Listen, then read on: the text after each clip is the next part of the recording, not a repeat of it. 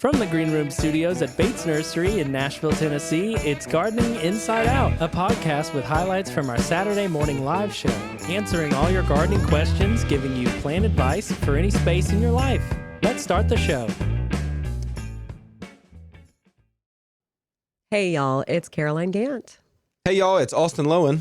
And it's Tyler Blankenship. On a gross day. Oh, it's so gross. The worst gross. I don't like it. No, none of us do. It's that day that it starts off warm-ish, and then it just gets colder for the rest of the day. And windier. It is windy today. We were trying to put out statuary. It's blowing things all around. Yep. Here at the nursery, once again, we talk about the stuff that comes in this time of year that's not plants. All those Statues. statuaries, gargoyles and things. Gargoyles. Yeah, spooky gargoyles, dragons, little ladies. Little ladies' pagodas. We got some really cool pagodas. Yeah, all I can think is gargoyles. Bird baths. Bird baths. Yes, for all those birds that need a bath. Fancy little cute animal pieces Things. of statuary, animal things. Y'all come out.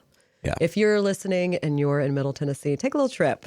Come look at our statuary display that we made today. Yeah, because we're holding it with freezing hands. We're picking up rocks pretty much, setting them out for y'all. So come out and see us. For you guys to enjoy. I think Tyler got a little video this morning. I saw him sneaking one. Tyler, you doing videos? No, I got a photo. Oh. Wait, it was a video. I was about to say, you look like I you were did a moving. pan. Yeah, I did a pan across, showing all the variety that we have. Quite a large, interesting variety. And it's I'll just say. the first round. We got the next Yeah. round coming in today, actually. Tyler, you remember that video one time? Caroline asked you about this yesterday that I posed like a gargoyle for a second and you shot a video. It was hilarious. It was Yeah. the intro for the No Down. It was. Man, that was good. Yeah. Yeah.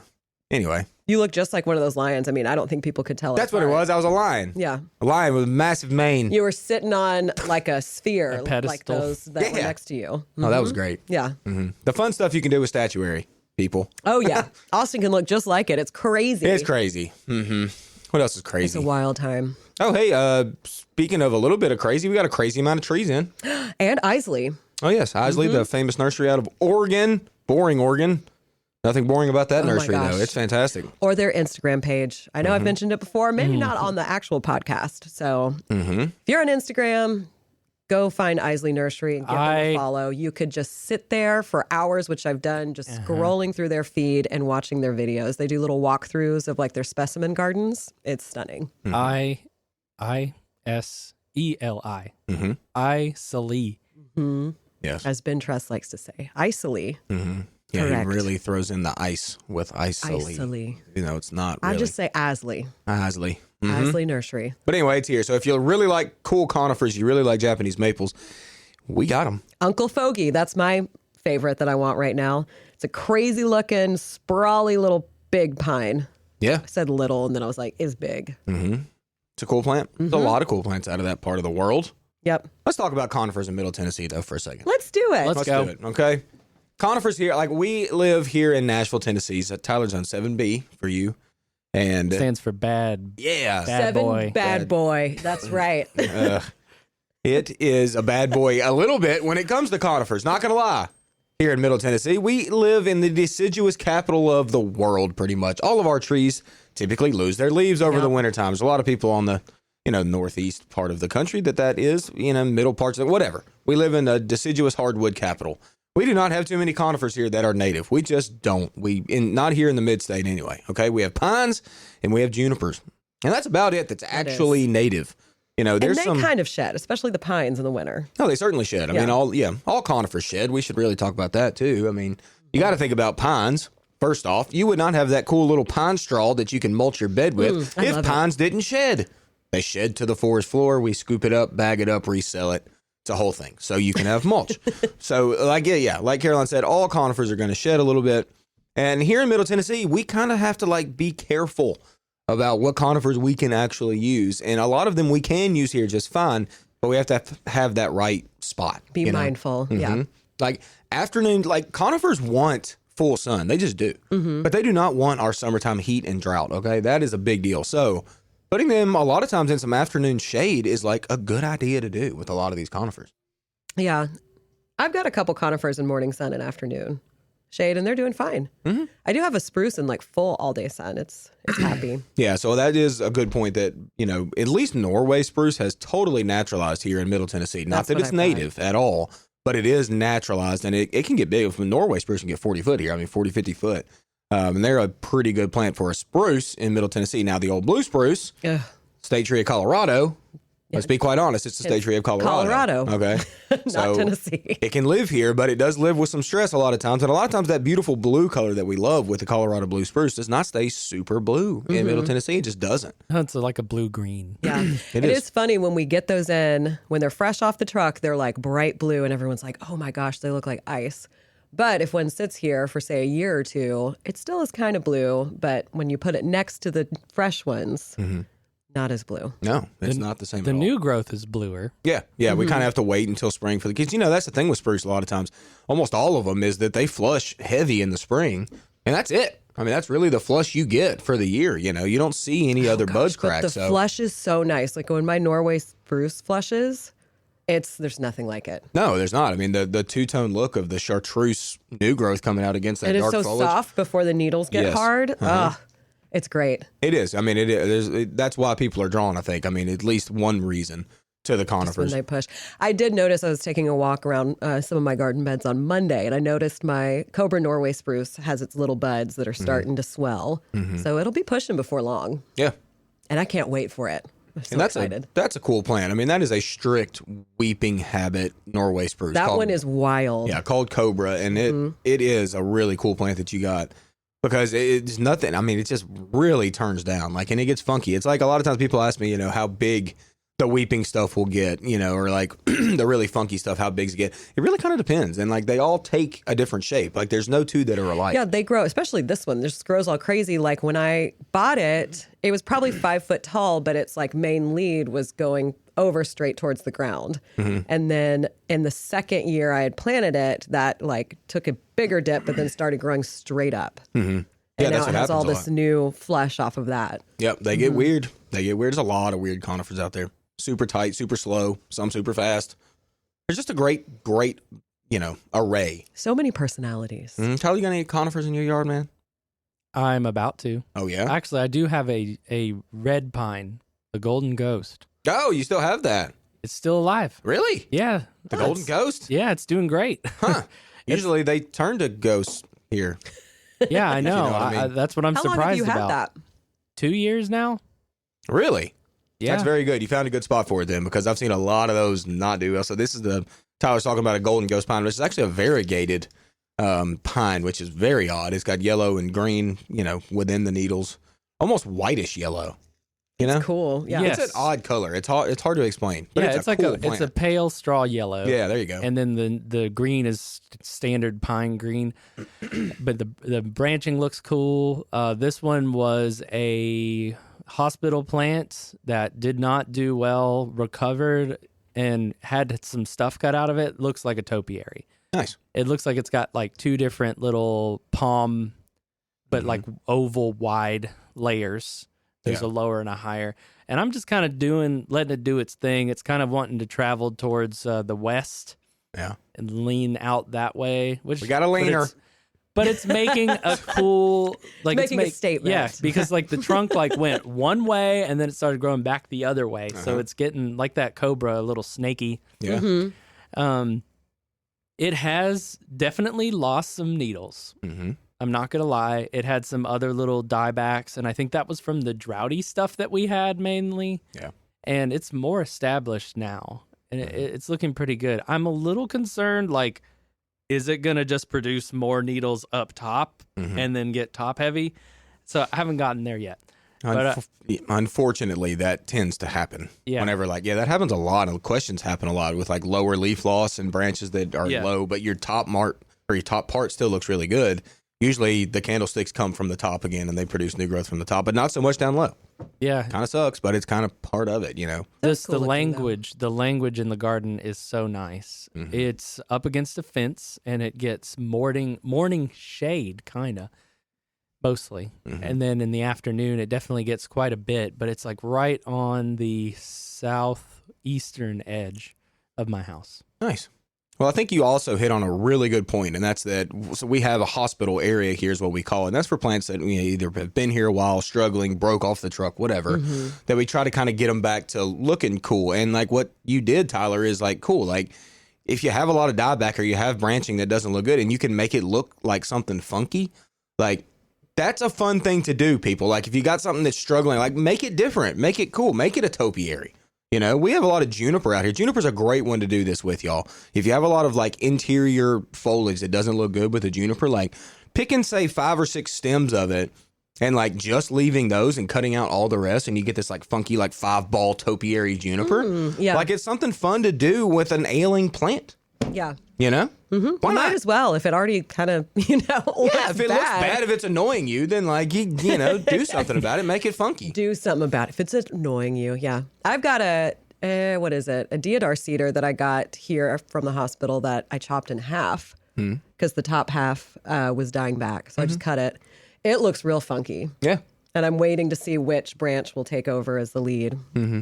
But I don't know what that's going to end up looking like. A lot of times you take the head out and you end up getting 2 or 3 leaders, that are going to fight it out. It's going to be weird. That's okay, though. Mm-hmm. I mean, funky weird is cool with plants. Okay, we all get to see them picture perfect all the time, Sometimes it's just cool to see one weird. But nature is not picture perfect. Can't talk today. I have a weeping white pine as well. I do too. The angel falls. Yet to be planted. I'm thinking I want to try and do it in the strip between my driveway and my fence and weep it over my driveway. Hey. Oh, that sounds magical, Tyler. Yeah, it's going to be gnarly, like trying to stake it and trellis it up so it really grows into place, but it would look so cool. And especially coming up from behind my fence, so you can't really see the bottom of it, but like when you drive up, you see it sticking out. That would be awesome. Sounds a little spooky. I can see that. I like it. I'd have to see if I can contact like somebody who does metal work to just do like a big rod or something, like really high up over it, and then like anchor that into the house and like train it up. Wouldn't that be insane? I would. I like it though. Get on it. Imagination station. Yeah. That's where I'm at. Make it happen. Yeah. Go home right now once we finish this recording. Dig your hole. Put it in the ground. Well, I have so much else to do. Don't we all? I had my floors refinished, so I literally have not been living in my house for like 5-7 days. That's always fun. But at least you got new floors, though. Yep. I do. Yep. And I can focus on other things. Like I need to build a little seed starting shelf for my greenhouse. Cool. I sourced some Western arborvitae wood. Yes. Some cedar wood, and man, it is so nice. It feels like it's meant to go in a space like that. I bet it smells good too. It's lightweight. It smells good. It's got a great color, amber color. Nice. It is good. It is like prime time for starting seeds, kind of. It is. We're kind of getting right into that, aren't we? Yeah. Before we know it, I'm going to be like, oh, my window passed. You're going to be getting starts from the greenhouse. Yeah. I'm kind of that way. I've gotten lazy. I'm just like, I'll let the growers do it for me. I have too. I used to do them from seed, and for me, it's too much to keep up with. Yeah. Well, I got so much the other warm going season is so easy. You just throw it out there, and then I'll do warm season. Yeah, but stuff I have to start indoors. No, there's no chance that that's going to make it into the ground. Yeah. I'm just going to be honest. I've seen people successfully sow in milk jugs outside. Good for them. They just I will forget. Chop the milk jug and leave it in there, and it comes up pretty well. They have to cover when it gets really, really cold. Yeah. But it's a great way to have them hardened off and like already used to sunlight. That is true. Yeah. It's a good point. Y'all, we're in a weird little transitional stage right now, and it's got me nervous, and I don't know why. Because stuff's going to start cracking. Well, that, but also what's not going to. That's what's making me nervous. And I've been doing this for a very long time. It's the only thing I've ever done. And this time of year, every single year, never fails, I still get nervous that things are not going to wake up. Yeah. Is everybody else feeling that way? Absolutely. It's like, I see some things starting. I see daffodils wanting to come up and even bloom right now. I see red maples throwing flowers. Tons of buds starting to swell. And I got a lot of, we all look tight at the buds if we can to see how, kind of juicy is the word we usually say, to see how plump they're getting before they crack open. And it's happening. But at the same time, there's like certain things. I told you, Caroline, yesterday about my little perennial bed that I planted with my daughter. 2 or 3 mums I planted, heirloom mums. Stokes aster, also a poppy. And all 3 of those, I think I talked about it, they rolled around in the bed of my truck like ice blocks, because I didn't have them planted yet, and they were just back there. I would slam the brakes, and I would just hear this horrible noise. And yeah, it was 1 gallon perennials, just ice blocks. So that's what happened before I ever planted them. So now I'm planting them, and then, they obviously look dormant, like nothing. There is no foliage at all. And I'm just waiting. And I'm like, are they going to crack? Are they going to live? Is that work I put in with my daughter going to pay off and give me a beautiful perennial bed or not? Hardy mums will. I mean, I think so too. And everything down deep in me that is positive. Positive energy is crucial with plants, people. That's right. Think positive. But still, at this transition stage, when it's a horrible freezing cold today and awful, I'm like, are they gonna because you're thinking, if I was a plant out there, I would want to be dead because it's so cold and miserable. Pretty much, right? At least want to keep sleepy. Yep. Keep sleepy. Keep sleepy. Keep sleepy under the dirt. They're going to wake up. Okay. I've had that same thought. I planted 5 15-gallon trees on Monday, and I was like, if these don't wake up, the amount of time, actually, I did not spend that much time. I was surprised digging the holes. I mean, I did, but it didn't take all day. But it was a lot of work, and I got them in the ground. So hopefully they wake up. And you planted Norway maples, correct? Norway maples, yeah. The with century Norway maples. With purple foliage, which is cool. I've seen those up north when I've traveled up to like Boston for stuff. Yeah. And I've always wanted them. And then they were in our hospital. They were going to actually go into the trash. I was about to say, it's not a surprise they were in our hospital because, not going to lie, Caroline, we're about as far south as that plant wants to be. I know. There's a ton of northern maple. Obviously maples like it up north. I mean, it's the flag of Canada is the maple leaf. So, obviously they can go up pretty high. Mm-hmm. But that one specifically is really because I've seen some beautiful ones up in like Pennsylvania and stuff too. So like definitely up north. But down here, I've seen I think I told you, there's one I pass going home every day that's probably a 30-footer and it's a specimen. That one gave me hope. But there's not too many of those Norway maples here in Middle Tennessee with that purple foliage. So good work, though. I'm glad you did it. And the tops of all of them are dead. So they'll also look a little bit weird as they start to fill out. If they do, I think they'll be fine. I mean, they all have really good-looking bud sets on them. So that gives me hope. Oh, they're going to be fine. I got a good feeling about those. Yeah. Like I said, they're fine. It's a lot of times here in Middle Tennessee, too, those purple foliage plants, the two things that really affect them the most. First off, being Japanese beetles. Japanese beetles love purple foliage things. Tell me that. Look, it's annoying, but it's something you got to deal with, okay? I hate them. Same. They're cute. But you got to know, they're not cute. Yeah, they're they devils. They're devils with chalky wings. Little shiny bugs that'll fly into your head. I mean, how can you not love that? Yeah, that sounds Devils great. with wings. I love that. So I hate those. So get ready for that. And then also powdery mildew here in Middle Tennessee. Like, we're fungusy. That's what it is. And like powdery mildew really, it's not that it gets on purple things more than green things. It's that it shows up on purple foliage. Yeah. Way more because it's that bright white yuck that's on the outside of the leaves. And the purple just accentuates that. So get ready for those two things, Caroline. It's going to be great. Thanks for that, Austin. You're Thank welcome. you so much. No, it's okay. They're not. Neither one of those will get on. I can't wait to see. Yeah, they're going to be perfect. They're going to be pristine. I can't wait to see all my stuff start to wake up that I've planted. Yeah. Because I'm probably at about 70 things that I've planted in the last month and a half. You've gone nuts with planting stuff. Good for you, though. Honestly, yes, I have. Good for you. The good thing about having to wait on things to wake up is that the more you plant, the more things will wake up, and the ones that don't, you're like, okay. Yeah, there's a hole there. I can just buy something cool and stick it in there. There you go. Yeah. Mm-hmm. So it'll be great. I'm excited to see what wakes up and what maybe doesn't. Mm-hmm. I do know I'll have a few losses, and that's okay. That's what gardening is. It is.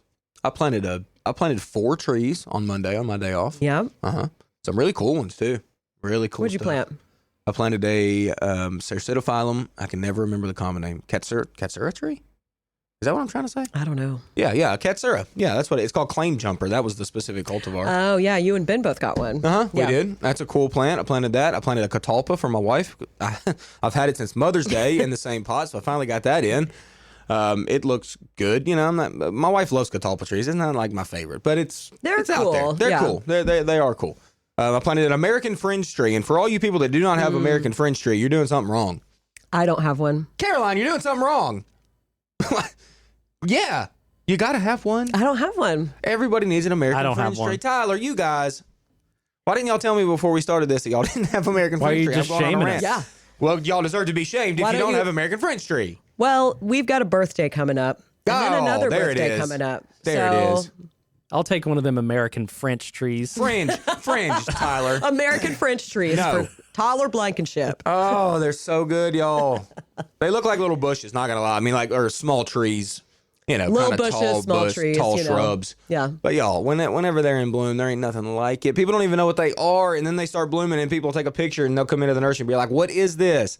And I'll be like, "What you mean? You ain't had one of those? What's wrong with you?" Sacre blue, man. Yeah. And then I go get them American Fringe tree, and they plant it in their yard because you got to. Okay. Whew, I'm heated now. I'm mad y'all don't have American Fringe tree. Stay mad. I will all day. It ain't going to change He's going to anytime be upset soon. all day long. Yeah. It'll happen for us. Okay. We'll get us some. And all you listeners, get an American Fringe tree. Oh, you listeners. You won't be out there. sorry. No, you won't. Nope. You also won't be sorry that you tuned into this podcast today. It was a good show last week. It was a good show last week. A lot of questions. It's a lot of engagement. People are really, really, here in the Mid-State for sure, ready for spring. Probably all over the country, but here in the Mid-State for sure, we are itching to do some planting. Yes, we are. So if you do want to tune in and watch us live, and you can comment, you can ask questions, you can send us questions and photos beforehand at gardeninginsideout@gmail.com. You can check us out on YouTube, on Facebook, we stream on Twitch. We are all over the place, but Gardening Inside Out, we stream at 8 a.m. Central Time if you want to check it out live. But let's go ahead and get into it. We had the OG crew this past Saturday morning. So the three of us, Josh Carey and David Bates, were back as well. New stuff out there. It's great. There is. We've gotten a lot of trucks in. So there's a lot of new inventory on the lot, but there's also something else that has entered the lot. Just about the rest of the pottery. So we have almost everything out. So today would be a good day if you're thinking of containers and you're not quite ready to get some plants, or you're, thinking about those warm weather annuals and it's not time for those yet. You could go ahead and get your container, get your earth mix to put in it, and set it all up. We broke down at least 15 pallets of pottery yesterday. Wow. Might be a new record. It's definitely a new record. It's definitely not might. It is a record we broke down. Me, Caroline, our pottery manager, who checks it all in and does the most of the stuff. That's not true. And then me and Mac and Owen, shout out to those two guys who worked very hard yesterday with us, and we got 15 pallets broken down. That is crazy, y'all. If you come out today, you will literally see the best selection of pottery you are ever going to see at Bates Nursery this year. Well, are we ready to dive into questions? We could be. We can also tell that it's springtime because of all the questions we have gotten in. Let's start with ferns. They say in all caps, ferns, ferns, ferns. Okay. Is it okay to take them out of the garage yet? I would say no. You can if you want to be bringing them in and out, but I would wait for at least another month before you bring them out, and you don't have to worry about bringing them indoors in the winter. They'll also start to acclimate to being outside a little bit better if you just wait for it. Once they, like I would say April 15th, then you can bring it out, fertilize it, water it, get it into a little bit of sun so it starts growing, clean it up if you need to. But you've still got at least a month before those warmer weather tropicals start to come out of your garage. So give it some time, y'all. All right, suggestions for a sunny spot that gets no sun in the winter, and full sun in the summer. That sounds a little bit wild. Preferably evergreen. Oh, we'd have to think about that one, David. Let's go with a full sun plant, because if we're getting full sun in the summer, we're not using a shade plant at all in the summer. Okay, a sun plant can deal with a little bit of shade in the winter. But like dormant. I said, it's dormant for the most part, yes. Now, if it is evergreen, it's still photosynthesizing, but it's much slower in the wintertime, so it can handle a lot more shade. I mean, there's a lot of options for that. Are we talking in a pot, or they're talking about in the ground? They said are talking evergreen. They didn't specify, but I assume it kind of sounds like it would be in ground. Okay. Well, there's a ton of overlap when it comes to plants that can live in the full sun in the summer and then some in the shade in the winter. Like, let's say boxwood, let's say yew, let's say laurel, euonymus. I mean, almost any of them, really, of the full sun, like broadleaf evergreens, can handle that exact scenario. So I kind of need to know shape, size, space we're trying to fill if you want flowering, if not. Could be a tall skinny. That's what I'm picturing. Maybe a tall skinny facing one direction, Yeah, we could certainly do that. I mean, azaleas kind of come to mind. And the Encore azaleas has a full sun plant in the summer and then a little bit shady in the winter. That give you evergreen foliage, and then also they flower profusely in the spring. Won't be long before we see those azalea blooms. I'm ready. I have quite a few azaleas now. And one of them looks great right now. It's like dark leaves. It's popping right now. Hey, Jane Ann Gibbs is asking a question on YouTube. Can succulents live in a north outdoor window box of a brick exterior home? Yes, they can. I would say some would be happier than others, not getting a lot of direct sunlight, but there are a lot of succulents that would do well, especially if it was like indirect light, brightly lit throughout the day. One that comes to mind might not be great for a window box, but prickly pear, and there's some smaller varieties that would do just fine there. You would still get some blooms on that. There are some sedums that you could have. There's, I've brought it on the show before. I don't have it in my brain right now, but it's like that little yellow sedum that kind of turns orange, spills over. Mm-hmm. I have one that doesn't get any direct sun. It's kind of dappled sunlight. The only thing I find with that is it grows a little bit like sparse, a little bit leggy, and then it doesn't get that nice orange color when it's getting a lot of sun. It stays more of a yellow. Mm-hmm. But yeah, you can definitely do some succulents in that. And that's the key we got to talk about. Like we always really say, is like full sun plants can live in shady environments, y'all. They just do different things. Like Caroline just said, they get a little bit leggy. They don't give you that color we want. So we can, if we give them more sun, they're going to do what we really want them to do. Now, can they live? Certainly. In those spots. Now, with succulents specifically, we want to make sure if they're in that shadier environment, we are not keeping those too wet, because that is the biggest killer of succulents by far. Oh, gosh. Is that water. Yeah. Okay, so watch out for that. There are so many, and there's a lot that stay up through the winter. I have a euphorbia type of succulent. I can't remember the name off the top of my head right now, so sorry. Bridget and I were actually talking about it. It's like a green-silver color, and mine looks great right now. Yeah. Mm-hmm. So Jane Ann Gibbs, I will let you know what that one is, because that one would do great. Mine is not in direct sunlight, and it is loving its life. Well, she's in a window box too, so I don't think you'd have to worry about it being too wet. Usually not. Yeah, so You never know. What are we curious about, David? Well, in case anybody's curious, we do broadcast this live and it's unscripted, and we've already evidenced that by several of our responses already. So, don't think that this is too well planned out. We're shooting from the hip and we're taking the questions live. So we appreciate everyone jumping in this morning. But occasionally, we don't come out with the exact answer. We might get it by the end of the program. So just that's the way we roll. David, we again, show prep is something that's new to Gardening Inside Out. So I mean that's the truth. So. And they do prep. You'll see it. There's evidence coming. Yeah. We prep. I think about this all the time. Yesterday, speaking of, Rachel in the room came over. We are professionals here in the retail world. Yes. And in retail, you got to shoot from the hip. Yep. Okay. People bring in questions that you do not know where it's coming from, what it's going to do, but you got to try your best to answer their question as good as you can. Rachel came across the radio yesterday and asked, there was a couple that had twins, correct? And they wanted an evergreen tree that had a natural split trunk. So they had two for both twins for their kids. How many twins?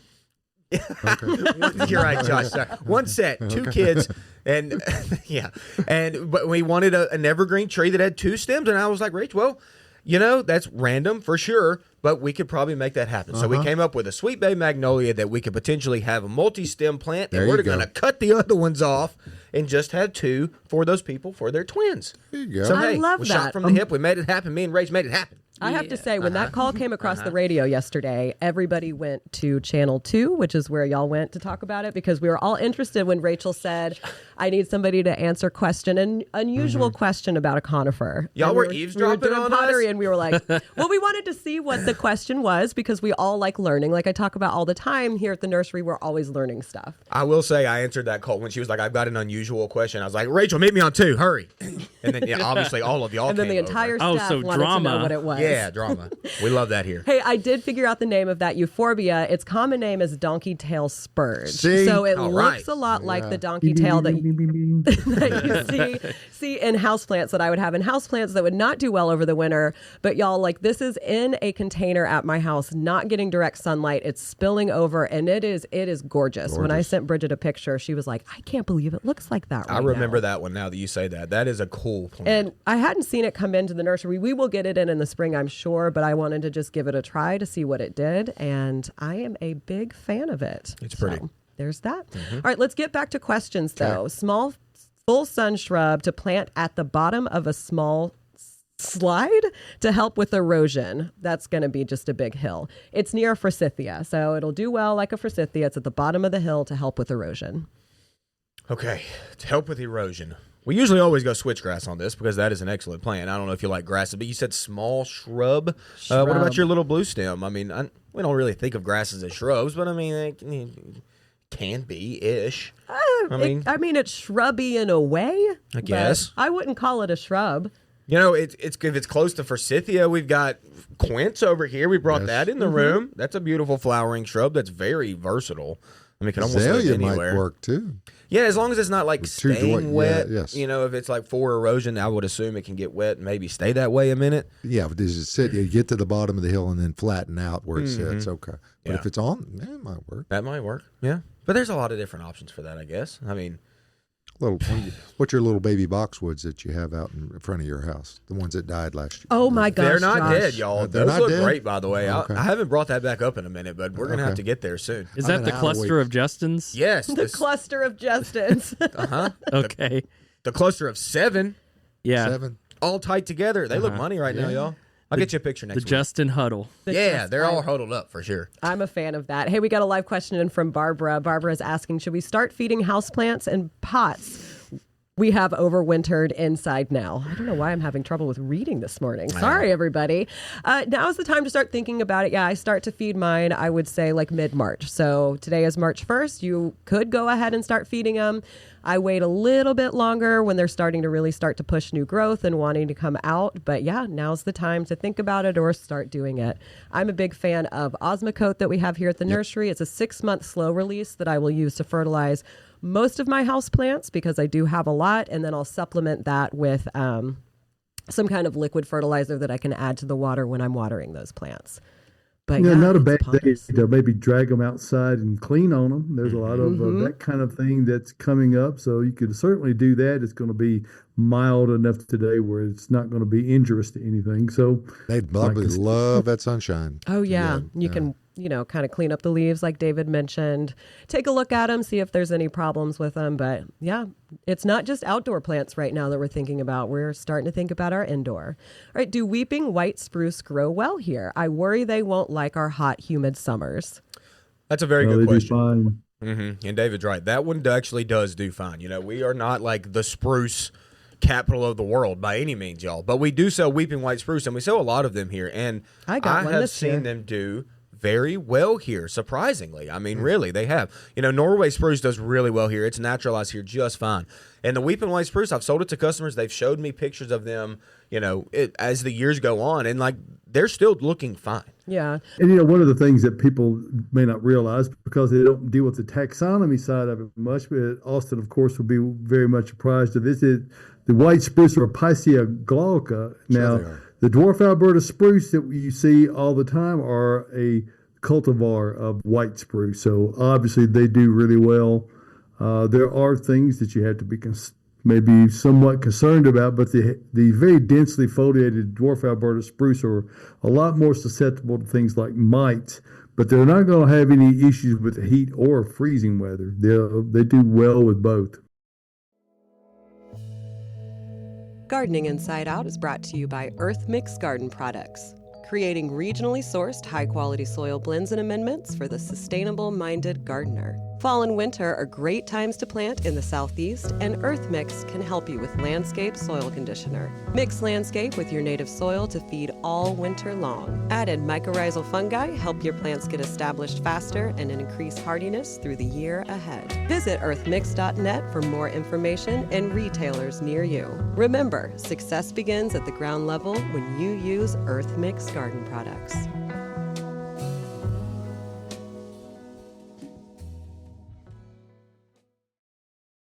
Tyler, hit the button. Oh. The goat today. Okay, I had kind of a hard time with this one last night as I usually think about a goat plant for y'all this morning. Okay, so I have a lot in my head right now. It's springtime, y'all. Things are happening. But I realized I'd settled down and I was like, what did we do? What have we been doing? We've been doing pottery. What is a massive question we get out here constantly, all the time, at least every day, if not 5 times a day? What's a plant I can grow in a container? Hear it all the time. As basic as that. Okay, so people want to know the best plant for a container, all right? Now, I'm going to preface this by saying every single one of our plants that we grow and we sell can be grown in a pot. Almost every single one of them, from the start of their little cutting phase to their finishing phase of where you buy them, they've been in a pot, okay? So if you're good at growing stuff, you can grow any of our plants in pots. So let's just start there, all right? But when it comes to the GOAT of plants. I know what y'all are thinking. He's going to say boxwood. No. He's going to say, I know what he's going gonna to say. say. Boston fern. I think so. Are you sure, Josh? I don't know. I went a little wild on this one. Petunias. No, I love Petunias, Josh. That was a good guess for but him, that's though, an Josh. annual plant. We're thinking of a longevity, easy, okay. Change the rules on me. versatile plant for a container that is very Miriam low said maintenance. petunias too. Nah, you can mix the petunias in with this plant, but no, the plant is yucca. Did you forget about There it? it is. Oh, okay. Now, I know what y'all are thinking. This is out of Austin's like kind of Southern Living magazine kind of feel. Yes, it is. It's different than that. But y'all, when it comes to an evergreen plant that flowers, that is shade tolerant, that is sun tolerant, that is as drought resistant as a plant can be. You literally plant it, water it once, never, ever, ever water it again. Don't do it. I'm telling you, trust me on this. It's naturalized in almost all 50 states. It is the easiest plant on the planet to grow in a pot, either up under your front porch in the shade, out in the elements in the full sun. Does not matter. Yucca is the GOAT when it comes to a container. And nowadays, people are using yuccas like crazy out in front of like really modern hotels or like modern restaurants. It's got that look about it.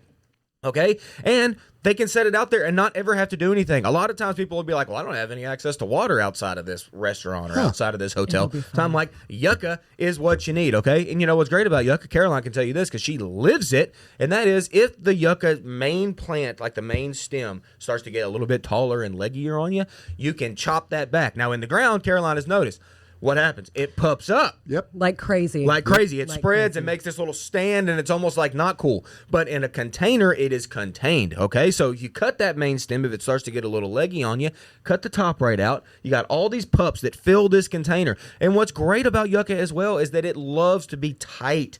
That's like similar with most of your succulent plants. We're not going to put a little succulent in a big old large container, y'all. We just don't do that. We keep them in very tight. They like to have their roots tight in there, okay? Snug. And this will keep them a little bit more dry. But look at that. That's a variegated yucca right there. I'm actually a bigger fan of just straight green ones that are just really perky and happy and healthy. And do know, if you are overwatering your yucca, what you're going to see is lower leaf spotting. You're going to see a little bit of rotting down at the base. It's not going to look good. So do not water your yucca hardly ever. I will give you a tip. The only time you will ever notice yucca to be dry is if the needles that are coming up curl upwards on themselves, okay? That's the only time that it would be dry. Here in Middle Tennessee, if it were out in the elements, you will literally never see that from ever. You will not see that ever happen because we are plenty wet here.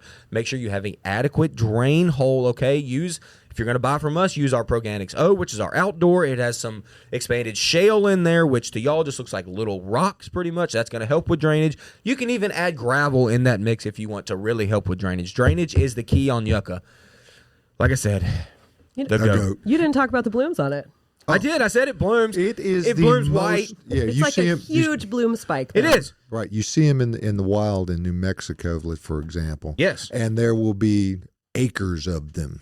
And when they're in bloom, there is nothing prettier on this planet, folks. They're great. Awesome. gorgeous. With snow, and I mean, sometimes you'll see them. They'll get those late mountain snows. It's awesome. Josh, you're creating quite a beautiful image right now. Oh, See? yes. I mean, yeah. Yeah. White And you're Sands doing it Missile with Range, yucca. man. I tell you, I've seen it. Yeah.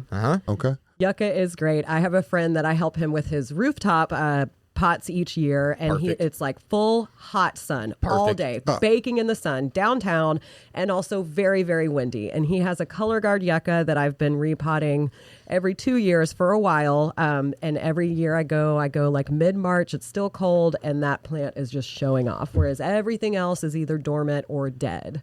So it's a great one, although you got to wear gloves when you repot it because it is very pokey. That is a good point. But you're right. It rarely ever changes. Besides when it goes in bloom. Other than that, it pretty much is when you plant it. That's what you're going to get almost for the whole of its life. I mean, you plant boxwood in a pot. Yeah, it's great. I love my boxwoods. But they bronze over the wintertime, and some people hate that. You know, a lot of times people overwinter boxwood because they're a little bit harder to deal with. You plant a yucca, honestly, hardly ever water it. If it's out in the rain, you never water it, okay? It's great. It's the goat. wonderful. Like I said, the goat. Thank y'all for giving me a moment. Thanks. Amazing. Amazing. Yes. Ooh, take a All right, breath. let's Okay. dive back into some questions. do Give it. Austin a chance for a little breather. We'll talk about a kangaroo paw fern. So Barbara's asking another question, please. Any suggestions on repotting or dividing a kangaroo paw fern? These are super easy. The root system on these isn't really aggressive and doesn't grow very, very low. So as far as repotting goes, it's going to be pretty simple to do. You'll just want to size up just a little bit when you go to repot it. Now, if you do want to split it, you'll probably have to use scissors or a sharp knife to just cut it, but you can cut that plant in half. And as long as you get some of those little feet and roots on each side, it'll be fine. Use a really, really good indoor potting mix. I suggest the Earth Mix Proganics Eye. That's actually what I use with my ferns because it's got the coconut core in it that the ferns are really, really going to like. And I don't add anything unless it's earthworm castings to it, but it'll be just fine and straight indoor. But just pack that soil around and make sure you really, really thoroughly water it in, and it'll be happy. Kangaroo paw ferns are one of my favorite. They're a pretty low maintenance fern and they grow really, really cool. Caroline, can Barb bring that in and we put that sawzall to it? We sawzall right down the middle. I don't know if unless it's a really, really big one.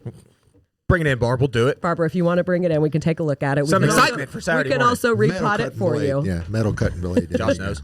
Austin loves to sawzall all of the things. Anything. Yeah, anything he can. And then Mikey on YouTube is asking, I guess it would be a good time to prune any Japanese maples that might need pruning now before they start budding out. Hey, Mikey, speaking of a sawzall, yes. I mean, it is a great time. I love pruning Japanese maples. Speaking of a sawzall, would you... I use sawzalls all the time for maples, for bigger cuts. For big ones, yeah. So I've got this really... What? So here at work, we use DeWalt sawzalls that are very bulky, heavy, great tools, like really, really great. They're not the greatest for tree trimming. I will say that because they are very heavy. You have to almost use two hands to use them.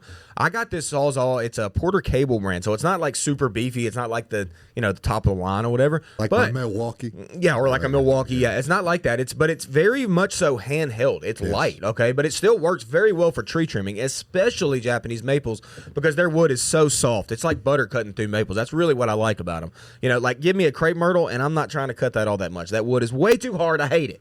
But Japanese maples are very soft, and yes, we need to get back in and kind of prune those to shape a little bit. We're not like hedging them, We're not like buzzing them from the top or anything. We're selectively pruning. We're taking an hour or two out there and like looking at stems we want to keep and ones we don't want to keep and all that. So yes, Mike, it is time to get out and do that. What a fun job too! It's so fun to prune a Japanese maple, like really. Yeah. You can make it as funky as you want. And you can always take some more off.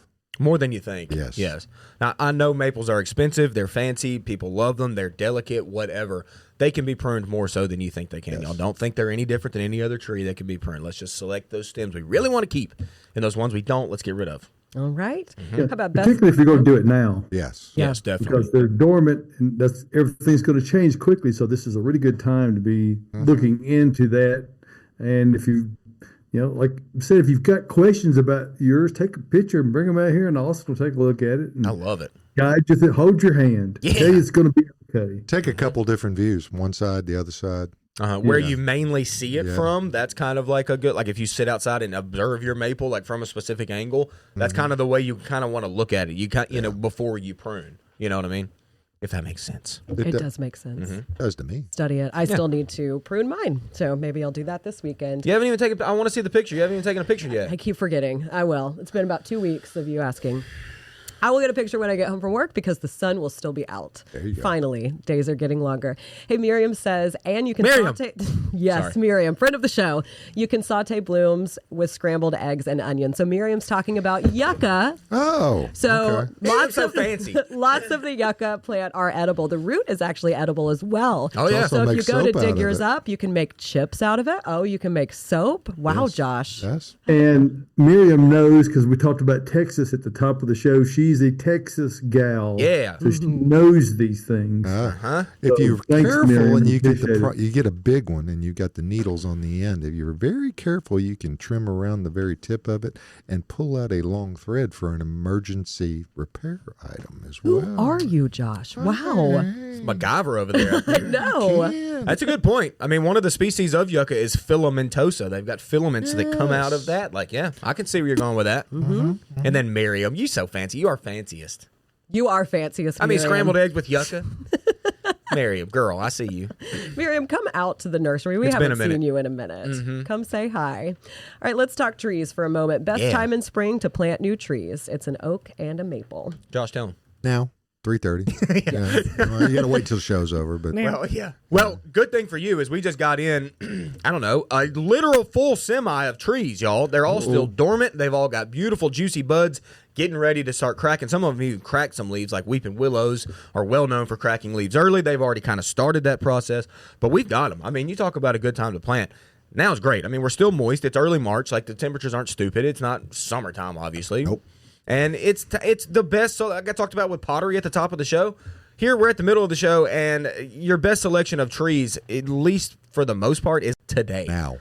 There are so many back there. They look really good, and they're manageable. We didn't necessarily get in our, like, crazy, large, huge trees that you almost need a machine or you need a couple guys or, people to help you out to plant them. Like, we got manageable. Say you just got a new house and you're willing to live, you're going to be living there for a long time. You want to start with like 5 trees. Okay, come out and buy some 5s and 7 gallons. Save a little money. Trees grow, y'all. That's what they do. They do grow. And you can fit them in a smaller car, which is a plus. So you don't have to borrow a truck, rent a truck, or pay for delivery. That's a good point. And it's super fun to watch a small tree grow big. I thought you were going to say to load it into a small car. Well, that too. I do love that. Oh, yeah. That's 30 one of my gallon favorites. into the Yugo. Yeah, let's go. Yeah, exactly. Linda on YouTube asks, so can I trim my lilac? Now, that's a little bit different this time of year, I will say. You are correct, yes. We're not trimming lilac right now. And okay? why is that? Well, those because buds? they've set their buds for the spring show. The whole point of lilac is to go out and smell them when they're in bloom. That's the whole point, if you ask me. So all those buds. Give them are- now. You've got no smell. That's right. See, David knows. That would be so sad, David. So let's look. Let's wait. Okay, Linda, wait a minute. Wait a minute till they bloom, and you go out there and smell them. They're fantastic. Cut one, bring it in your house. You know what? Make a perfume out of it. Soap. I'm getting fancy. Josh, back to soap. Back to See? I soap. was about Make to say, soap I bet out of Josh it. knows some stuff. After you do all that, then you prune it. Okay. Then you prune it. Then you get it back in check because they do get kind of big. My lilac is full of buds, like the most buds it's ever had. So I'm excited to see if they will all open. And we do have a lilac question. Lilacs, do they do okay here? And here is Middle Tennessee. I would say okay might be the best way to That's the describe word. it. Yeah. That is the word. And it's not their livability that's okay. Their livability is fine, y'all. They live just fine here. It's the flower show, the flower that we really, really want in the spring that you see up north that's fantastic. All of our northern people that have moved down south a little bit and really want to grow lilac because they grow so well up there. Yeah. We have to kind of get them back in check a little bit and let them know, like, you don't get that same flower production that you do up north that you do down here. But still worth growing with lilac, if you ask me, just for that smell.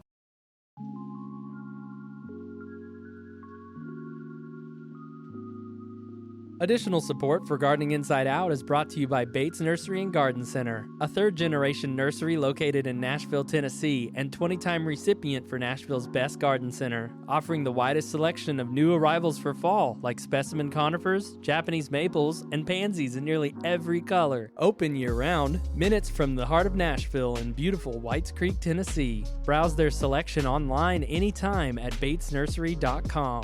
Bates Nursery and Garden Center, beautifying Nashville since 1932.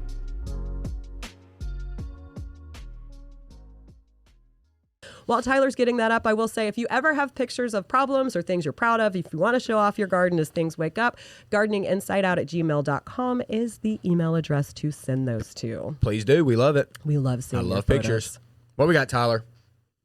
First, Yeah, sure. let's go with Sam. All Hey, right. Sam Boyette. Sam Boyette has a viburnum question. Looking forward to the show tomorrow, which is today. I planted 2 viburnum last year, and one has grown a couple super long branches that are way longer than the rest of the plant. Should I prune these back? Why did this happen?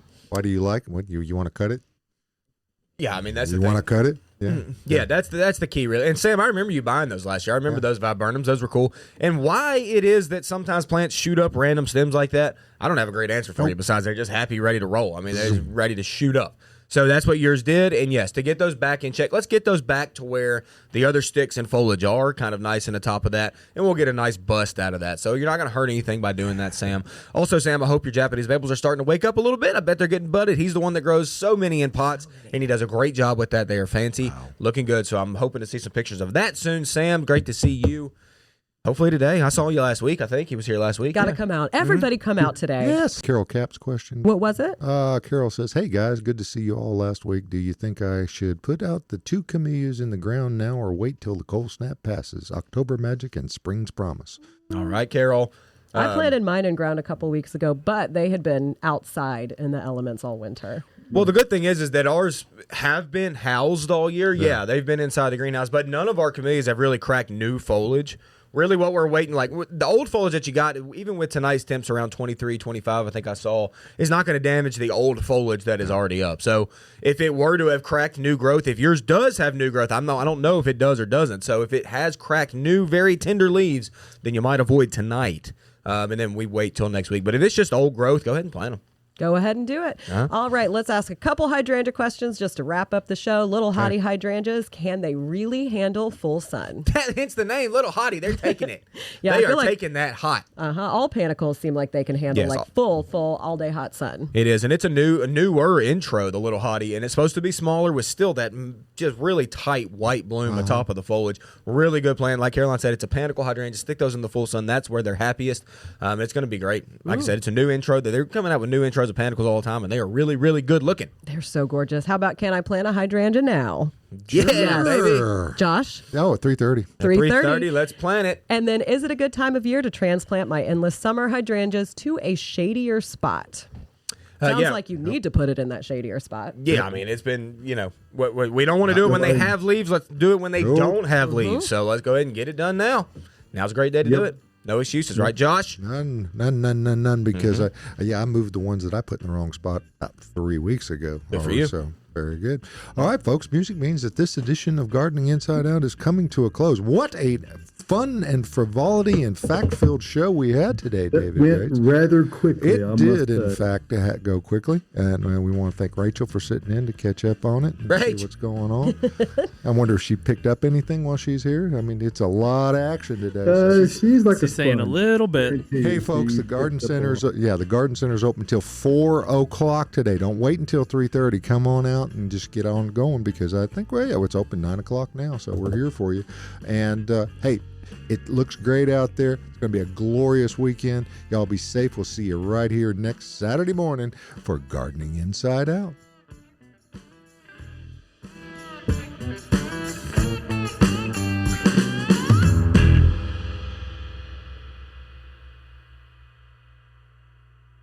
Thank you for tuning into the Gardening Inside Out podcast. If you're looking for more information or more from your hosts, don't forget that we have a live Saturday morning broadcast, 8 a.m. Central Time on YouTube and Facebook. You can also follow us on our Instagram channel. That's @Gardening Inside Out for more posts, reels, and in-depth dives to topics and things we've discussed on the show. If our content resonates with you, consider giving us a follow, like, and subscription on all of our social media pages. See you next time.